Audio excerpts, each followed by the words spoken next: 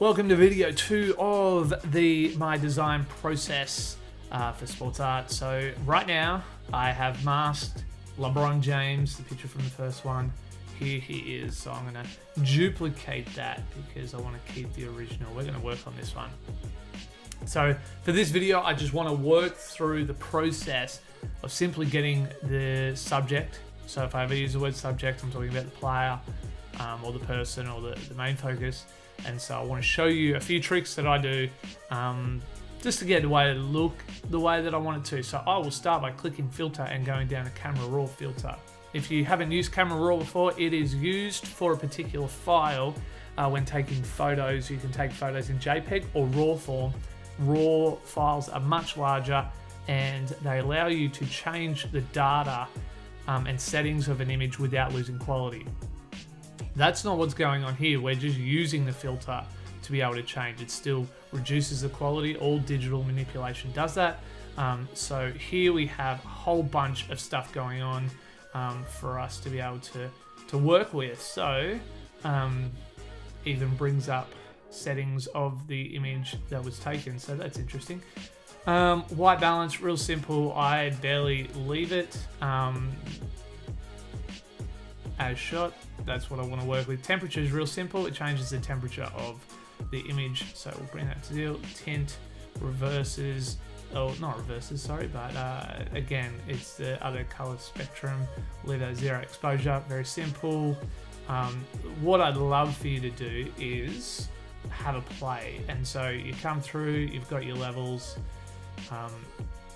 sharpening, noise reduction. You can even add saturation of particular colors. It's quite vast in what you're able to do in a sense of highlights and lowlights and different bits and pieces. Lens control, dehaze. I like dehaze. We'll have a look at that. Camera color. So you may not use it all. There's even stuff up here for if you need to distort or reshape particular aspects, ratios, scales, all this kind of stuff. It's good. This is good for if something isn't lined up, if you have a product or a photo or a horizon, stuff like that. That's a really good tool. But I'm going to click back up to my finder glass. I'm going to click cancel, and I'm going to open it again just so I haven't altered anything. So my general deal, I always click auto. I'm always interested to see what it wants to pick up. Now that's ridiculous. I don't want to deal with that. So I love clarity.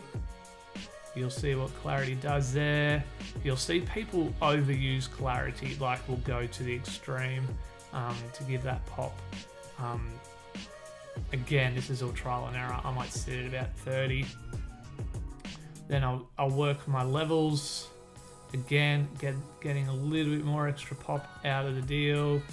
It's all preference, but I wanted to show you. I'm going to sharpen it so it's even a bit tighter. I won't touch too much of the color. I want to keep it natural for now, but I will come in and click dehaze. So what you'll see is that it'll primarily work on shadows, backgrounds, and stuff like that to kind of level the picture out. But it gives us a bit more depth. Again, like you could add heaps of contrast, highlights, so really make the whites pop, or you actually just have whites there. So there is so much to be able to explore, and it takes time. Anyway, so I've done my bare minimum of what I normally do. I'm going to click OK. It's going to pop, and now you can see it's quite subtle, but it's enough for me. That's what I want to do. The next phase that I'll do anytime is come to adjustments, come to shadows and highlights. Now this is fun. Preview on, preview off. So it already gives you settings to be able to use, which is cool. So we want to be able to see. So again, this just really warps shadows and highlights and how it affects pieces. So I'll play. We'll see. You can see, like, you can reduce the highlights. You're losing some of that pop, but this is, yeah, it's a massive playground. Midtones, you can change. You can see what's going on. drop color a little bit. So there is so much that I do, but these two things are the main two things. I'm going to hit, there's no go back feature. Okay, so highlights, I'll just get it to how I kind of want it. If I want to make a rich piece or a washed out piece, hit OK. Cool, I've got that deal. I'm going to duplicate again. You're sitting there going, Brad, that's 3. Well, that's how I work. Apply layer mask. Just hide that.